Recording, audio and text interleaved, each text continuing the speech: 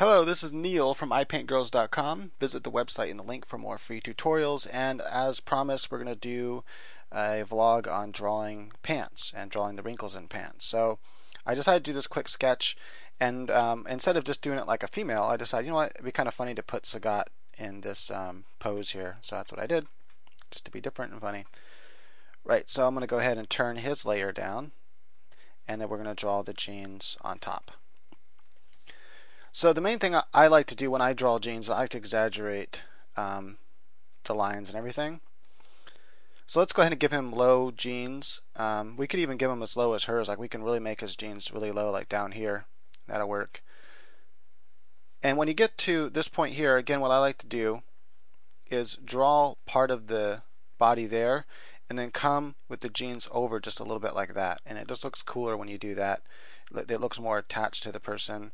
When I typically draw jeans, I do it very quickly like that, two little lines, and I draw a thin line going right through those two lines at the bottom where the stitch would be.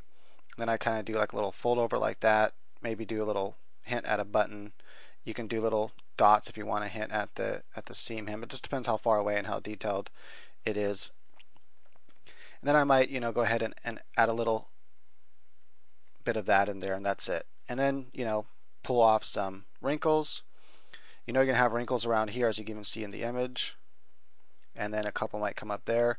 Remember, the pocket always starts from the inside of these two, going right about there, that far away from the button, and the pockets start on the outside of those. So if you just remember when you're drawing it from the side, and then the pocket extends all the way to the seam that's on the side of the pants. So if you were to view it from the side, there's a seam that runs all the way down the inside and outside of the pants. So just run the pocket all the way to that seam. I like to often run the pocket on the outside and then kind of come like that. That way the pocket kind of extends out a little bit. I think it looks cool when you do that. Right. And then you might, draw a few more little wrinkles. You can even draw a few wrinkles coming off this way. You don't want to draw too many, because if you draw too many wrinkles, it doesn't look right. Have that wrinkle kind of coming over, like so. I'm thinking the pants are going to be tight around his thighs, but then they're going to get loose down here. And I really like to exaggerate the looseness of the jeans. I want to go ahead and do that part now. And so I like to, I'm kind of loosely following the image there, but mostly I'm just kind of going from my head because I already have drawn jeans so many times. And this is why it's such a good exercise, though. So I am trying to go by the image a little bit because I don't want to make this exercise useless for me. If I just draw from my head, then I'm not actually learning anything new. I'm just going by what I already know. But it is good to take your knowledge that you have now as well and incorporate that in to what you're drawing. Right, so I might have like one wrinkle coming like that right there. Can hint out a few wrinkles here on the side. Like what I like to do usually, let me redo that. I like to just kind of run a line and just kind of go like that, and that's kind of a good little hint at form as well, three-dimensional form. Now from here is where I really like to exaggerate my jeans. I like to really just puff out and get all crazy with the wrinkles at this stage here, and let's go ahead and kind of just kind of a diamond shape one here, and then it kind of comes down. You get a lot of these kinds of wrinkles. You just got to remember when you're coloring that these typically have the shade on this side. Just remember like where the light's coming from and stuff. And then go ahead and draw some big. Now I want to, like I said, I want to really exaggerate as I get down here. And then what I like to do from here though is to, pull the jeans up and around the shoe or bare feet, whatever the person's wearing, and then just kind of come up. And I don't like to do so many, details in this at this particular part here. And then notice like here you have this. I'm going to redo that part actually. And the photo, I kind of like how that looks already, and I'm supposed to be drawing more from the photo than anything else anyway, so I should probably go ahead and do that. And then kind of come up like that, and I can add a little bit of darkness there. shadow like that. Right, so that's, I like to, like I said, I like to exaggerate much more, even sometimes, like I would like to really make it bag out toward the bottom, but these are more tight-fitting pants.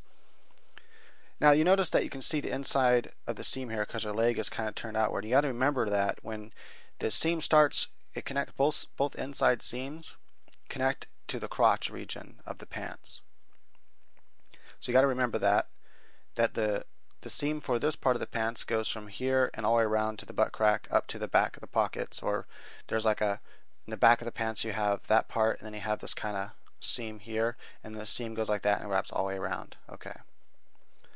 Knowing where the seams attach to pants and stuff really help with wrinkles and whatnot, and with the seam. So you know that this seam is going to kind of come down here, and I usually just go, because I'm like, I want to go fast, I just kind of go like that with my seams. Then when you get here, you might want to have that wrinkle that comes out here, and it's going to come over here, and that's where that seam's going to disappear. And then yeah, I might go ahead and, I guess I can draw it like that. Nah, I don't want to draw it exactly like the photo right now. The reason why is because she's barefoot, and so it's going over her. I'm going to actually exaggerate that more. Maybe draw like a wrinkle here, like that. And then you could do this kind of triangle wrinkles. So there's a lot of those kind of triangle shaped wrinkles that kind of suck in. And then on the outside of those, you'll have a kind of, this kind of shape here, almost like a V or what Y, the Y pattern. Here, I'll draw the Y pattern in red so you can see what I'm talking about. The Y pattern kind of goes like that. You'll notice that happens a lot when you have different kinds of wrinkles all bundling up together. Okay, I kind of want to show that wrinkle coming around like that, and then kind of have something like that. Okay. You can, have a few little notches like that too, just to kind of, or actually I should probably run with the way the material is going. And then I'm going to kind of have this wrinkle like it has in the photo, coming out, coming down like that, kind of coming back. When you come back like this, you can come back and loop that and then put a thing in between there, and you see those a lot in pants. And then from here I'm going to have the kind of wrinkles coming around the shoe, and then like just tip of a shoe be sticking out there, and maybe I will have it kind of going sort of like in the photo, so it's like he's stepping on his pants. Right, and there you have it. So that's drawing pants, and from a photo reference. And when you do this exercise a lot, what will happen is that your brain will start remembering certain types of wrinkles that show up often and where they show up, like the kind of wrinkles that show up around the knee area. And typically that's where you're going to have wrinkles showing up. You won't have many showing up in the legs here, but you'll have them bundling up at the knees and then bundling up toward the feet, and then a couple wrinkles right here at the crotch area. And that's pretty much where the wrinkles show up, and depends on how, obviously the leg's bent. If the leg is bent at the knee, let's say you have a knee here and the leg is bent at the knee, and then it's coming over here like that, you're going to have a lot of the wrinkles right on this side and none on the top where the knee is at. I know that's like horrible drawing there, but I wasn't trying to draw something pretty, just trying to demonstrate something. I'll go ahead and erase that. Okay, so I think that's pretty much it. I don't have enough time to do another pair of jeans like from the side or something, but yeah, just practice drawing jeans from different angles. Just get a bunch of photos of people in jeans and then try to draw them from the photograph, and to adjust them and make it your own. I guess one of the hardest things to do is knowing when to. Let me go ahead and bring her up here. Turn him down. The hardest thing I guess to do is to know when, where, and how to simplify, and when to simplify. So maybe I'll spend the remaining of the time here going over these jeans really quick. So what I would do, another exercise you can do, is actually going over jeans and picking up little details here and there, and know which ones you want to simplify and why. So I only want to bring a little bit of that out, like so. Bring a little bit of this coming around, a little bit of that line there. No when to overlap. this, doing these kind of, when you see this kind of thing here, what I see is I see that whole S shape there and that. So I'm just gonna go with the shadows and just kind of bring out an S shape. And I probably will just go like that for a comic, but you could break it like that if you wanted to. Just get a little more detailed. Bring out some of that part of the pants, and then I'm gonna just kind of shade in part of that, shade in part of that.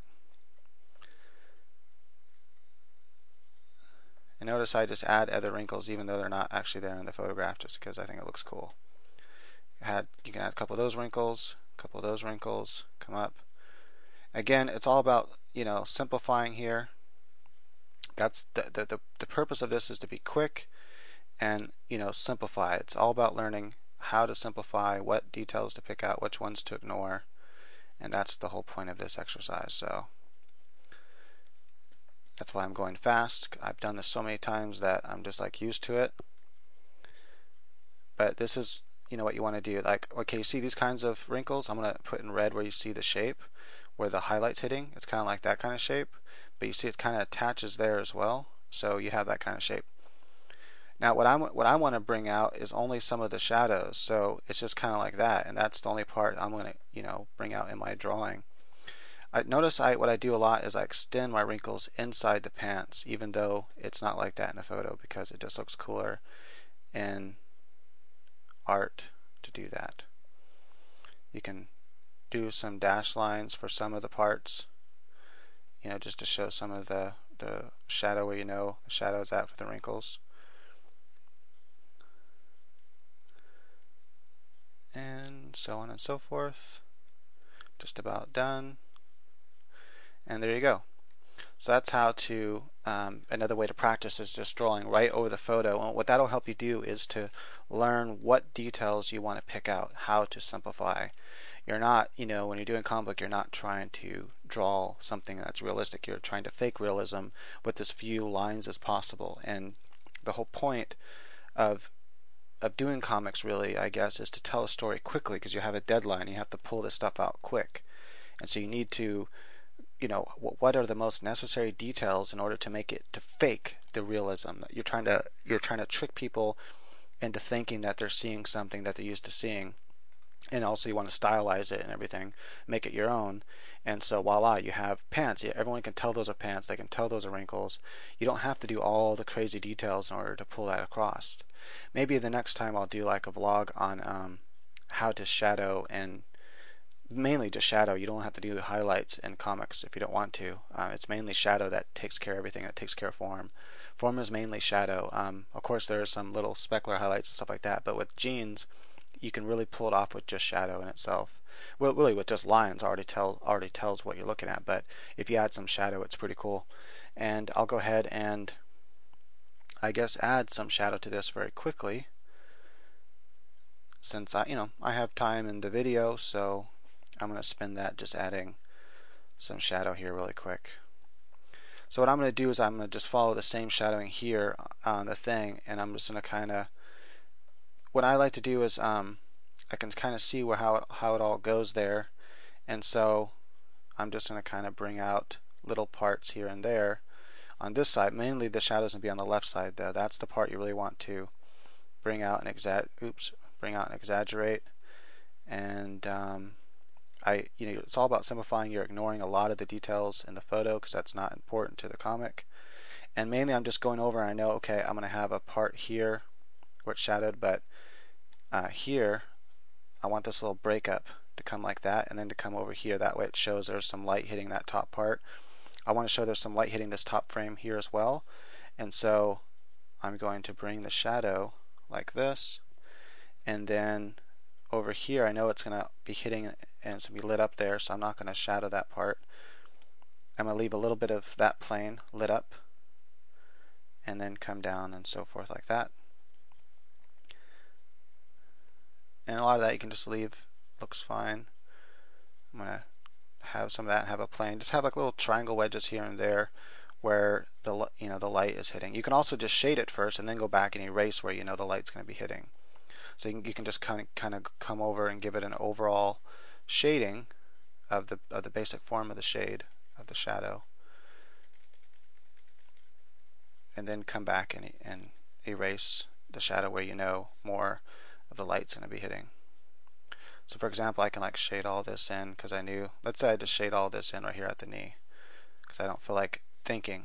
And then I come back with my eraser tool and I go, okay, I know there's going to be some parts here that are going to be hit by light, and so I can, put those parts in that are going to be hit by the light, like there, and then maybe a little bit here, like that, and then just go ahead and call that done.